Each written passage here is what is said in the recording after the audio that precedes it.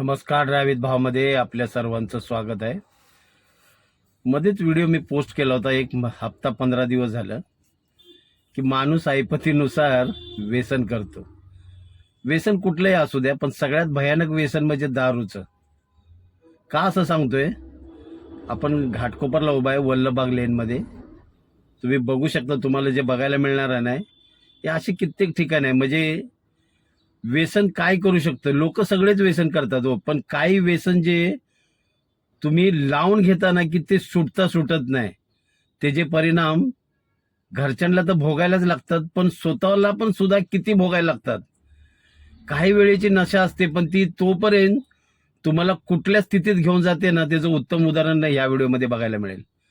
आपला खरं म्हणजे हा व्हिडिओचा भाग नव्हता माझा, कारण आपण फक्त ड्रायव्हिंग क्षेत्रातलेच बनवतोय.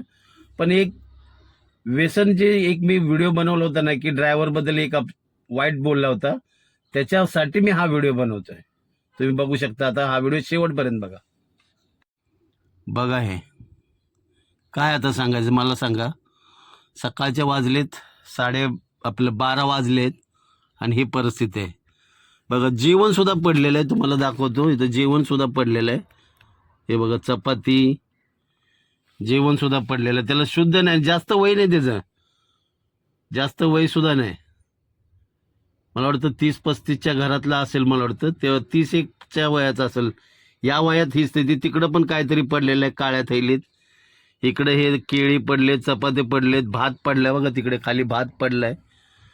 असा अन्नाचा अपमान, घरच्यांचा अपमान, काय बोलायचं म्हणजे मला सांगा. हे एक व्यसन काय करू शकतं तुमच्या शरीराची स्थिती आणि पुऱ्या घराची काय वाट लावते हे व्यसन. हे या व्हिडिओतनं हे उत्तम उदाहरण आहे.